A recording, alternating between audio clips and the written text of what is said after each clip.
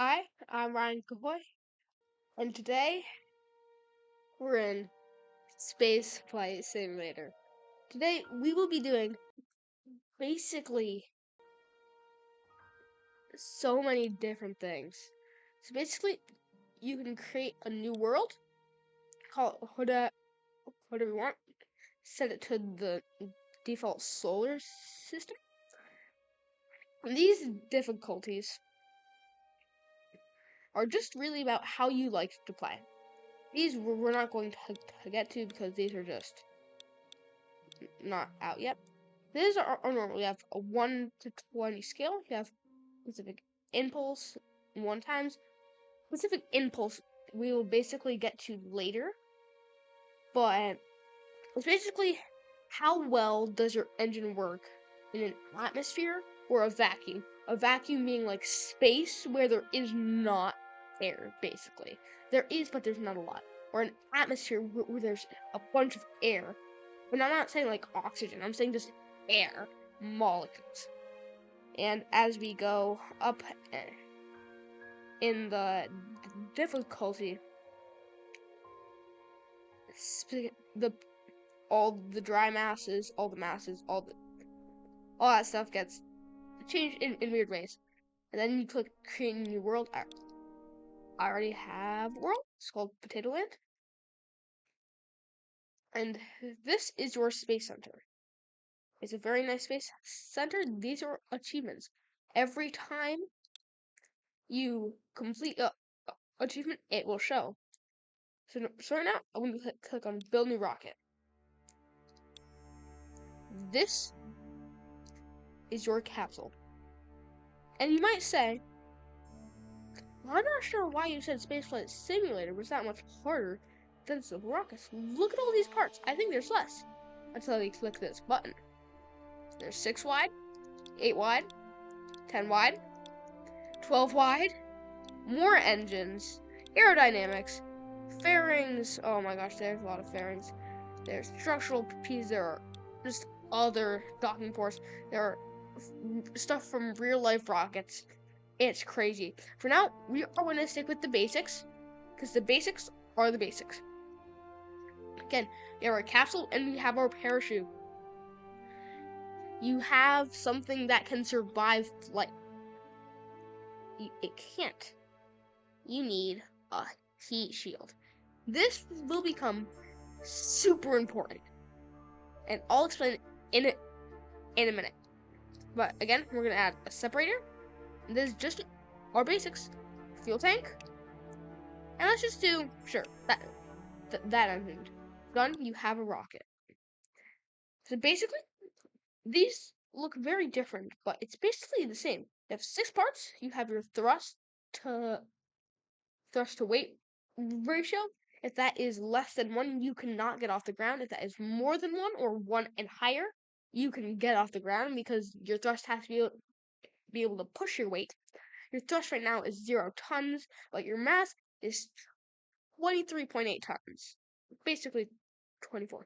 And this shows you your amount of liquid fuel. There's liquid fuel and solid fuel. Solid fuel is used in boosters that just go and they cannot stop. Again, you have your velocity and your height. So this time, it's your height to the terrain, not to the lowest point, like in simple rockets. You have your map, save, load, help. The map looks a bit like simple rockets, but it's not. Except this time you can't split screen it. You have your RCS, which you don't have. Your ignition, which you don't have.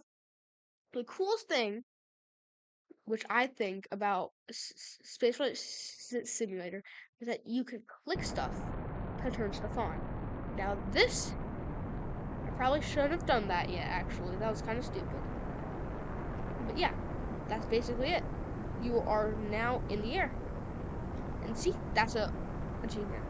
Actually, first, going to vertical launch. I didn't get to explain much.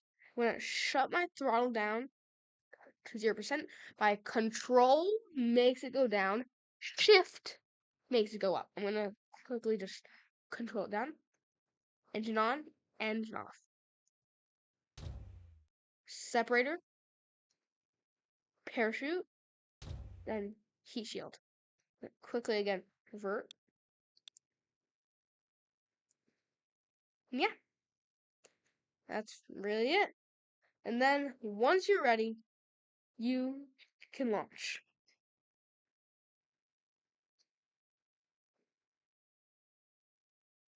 And launching is fairly simple. So to launch again, you just click ignition. Boop. And turn and don't forget to do that. Now we are lifting off. You can use Q and E to move the rocket. Q moving that way, E moving this way. Again, this is the way your rocket is facing. This is your liquid fuel. Can't slow down. This, but again, that is heat. So your objects or parts are getting hit by heat. Heat can make things explode, which is not good.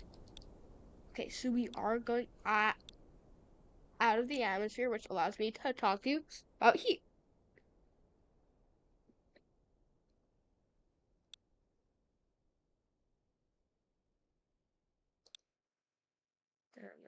Quickly, time warp. Yes, these are achievements, and now we're in space. This is very inaccurate. 45 kilometers is not space. But we're going to detach by clicking. Now we have this. That arrow shows you which way you are moving. And right now, something is about to happen. I'm gonna save. Call this heat save. I'm gonna make sure that's okay. So I'm gonna show you what happens if you just went in like this.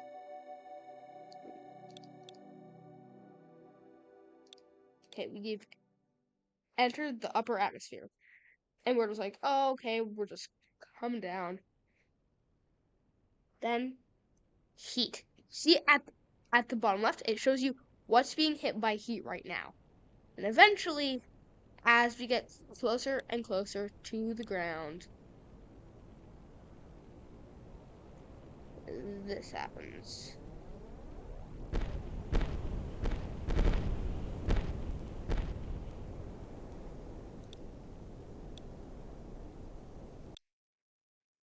That's why you need to use a heat shield.